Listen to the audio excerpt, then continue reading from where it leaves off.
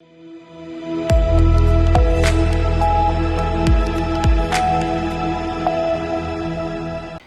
आप देख रहे हैं सी न्यूज भारत और मैं हूं ऋषभ सक्सेना। वक्त तो चला है राजस्थान बुलेटिन का।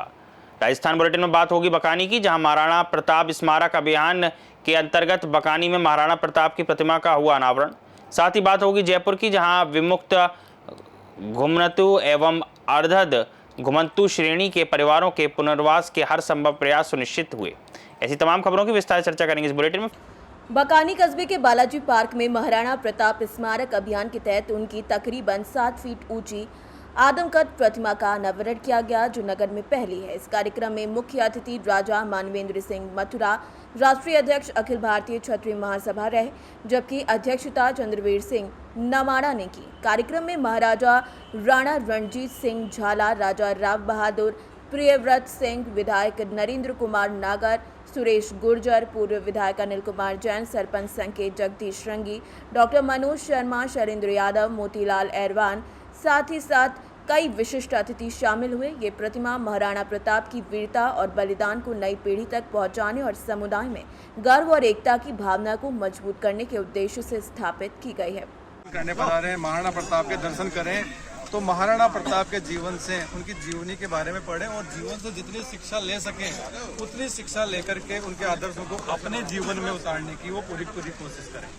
तो इसमें क्या मतलब रूपरेखा रहती है? इससे अपन और भी जगह क्षेत्र की जनता अगर कहीं और जगह भी मूर्ति का अनावरण करना चाहे तो इसमें क्या रहेगा?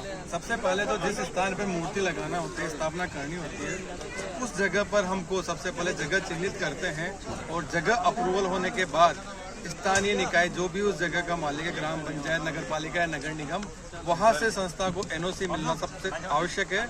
उसके बाद स्थानीय स्तर पर फाउंडेशन का निर्माण किया जाता है और संस्था द्वारा पूरे देश भर में महाराणा प्रताप और महापुरुषों की प्रतिमाएं पहुंचा दी जाती है।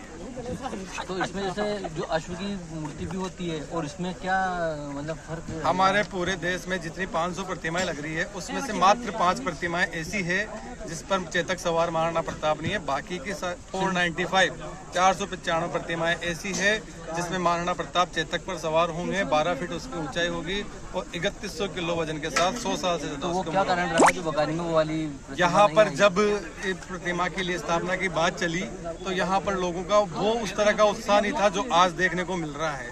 अगर यहाँ की स्थानीय कमेटी के साथ लोग जुड़ते, उस तरह से होते, तो हमने ये भी प्रतिमा भेजी है। इसके बदले हम चेतक सवार 12 फीट ऊंची प्रतिमा आराम से ले सकते हैं। जैसे महाराणा प्रताप का नाम आता है तो सबसे पहले पूरा वो आ जाता है, पूरा चेतक पे सवार, और ये जो बिना चेतक की मूर्ति है तो अधूरी सी लग रही है। तो अधूरी सी ऐसा कुछ नहीं है। चेतक का अपना एक स्थान है, महाराणा प्रताप का जीवन में एक अपना स्थान है।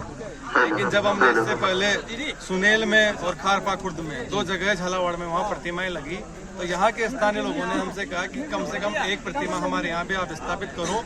तो हमने जब इनसे यहाँ से पूरा संपर्क जानकारी मांगी तो उस समय इनके इतने सहयोगी नहीं थे कि इतना, उसके लिए फाउंडेशन भी बड़ा बनता है, कार्यक्रम भी उस स्तर का होता है। तो इन्होंने कहा कि हमको सिर्फ महाराणा प्रताप जी है जिनके हम दर्शन कर सकें। जब बालाजी के दर्शन करने हैं, महाराणा प्रताप के दर्शन हो सके, तो उनकी उस इच्छा को पूरा करते हुए, हमारे कमिटमेंट को पूरा करते हुए हमने इस तरह की ये जो हाइट है महाराणा प्रताप की, ये किताबों में लिखी हुई उनकी वास्तविक ऊंचाई है। तो इतनी हाइट महाराणा प्रताप की 7.5 फीट थी। तो उसी के आधार पर हमने इस प्रतिमा को बनाया। बहुत बहुत धन्यवाद। ये प्रेरणा तो एकलिंग जी का आशीर्वाद लेकर हम चल रहे हैं। बाकी जैसा एकलिंग जी चाहेंगे वैसा ये कार्य पूरा होता जाएगा। बकानी से सी न्यूज संवाददाता रमेश चंद्र शर्मा की रिपोर्ट।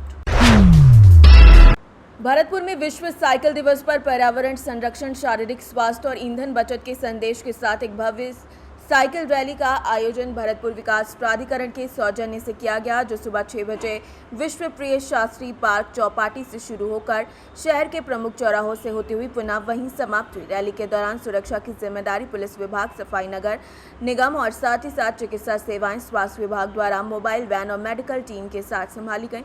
इस अवसर पर ई बाइक और ई साइकिल की शुरुआत भी की गई, जिससे स्वच्छ ऊर्जा और स्वास्थ्य के प्रति जन जागरूकता को बल मिला। वहीं संख्या में नागरिकों की भागीदारी में आयोजन को सफल बनाया गया। भरतपुर से सी न्यूज संवाददाता देवेंद्र सिंह सोलंकी की रिपोर्ट। जयपुर में जिला कलेक्टर डॉक्टर जितेंद्र कुमार सोनी ने विमुक्त घुमंतु और अर्घ घुमंतु समुदाय के गुणवत्तापूर्ण पुनर्वास को लेकर संबंधित अधिकारियों को आवश्यक निर्देश दिए। कलेक्ट्रेट सभागार में हुई बैठक में उन्होंने 5 से 20 जून 2025 तक अधिकतम पात्र लोगों को घुमंतु पहचान पत्र जारी करने, आधार कार्ड, जनाधार, जाति प्रमाण पत्र, वोटर आईडी, निवास प्रमाण पत्र और पट्टे वितरित करने के निर्देश दिए। साथ ही इन समुदायों को DTNT आवास योजना का लाभ दिलाने पर जोर दिया गया। बैठक में जिला परिषद की सीईओ प्रतिभा वर्मा सहित विभिन्न विभागों के अधिकारी मौजूद रहे। जयपुर से सी न्यूज़ संवाददाता भगवान दास शर्मा की रिपोर्ट। जोधपुर के चांदपोल चौका भूटानाडी स्थित पुष्पेश्वर नाथ महादेव मंदिर में 2 जून को भगवान पुष्पेश्वर नाथ महादेव और मां पराम्बा का पाटोत्सव भव्य श्रद्धा और उल्लास के साथ मनाया गया। कार्यक्रम की शुरुआत गणपति पूजन, रुद्राभिषेक और दुर्गा सप्तशती पाठ से हुई, जिसमें 21 जोड़ों ने हवन में आहुतियां दी। गोधूली वेला में महाआरती के बाद श्रद्धालुओं को महाप्रसादी वितरित की गई। यात्री में कालूराम प्रजापत, दीपक बटुक और गणपत गणेश एंड पार्टी के भजनों ने वातावरण भक्तिमय बना दिया। दिन भर मंदिर में श्रद्धालुओं की भारी भीड़ उमड़ी और पूरे परिसर में आध्यात्मिक ऊर्जा का माहौल बना रहा। जोधपुर से सी न्यूज़ संवाददाता आनंद शर्मा की रिपोर्ट। फिलहाल के राजस्थान बुलेटिन में इतना ही। देश और दुनिया की तमाम खबरों के लिए आप देखते रहिए सी न्यूज़ भारत।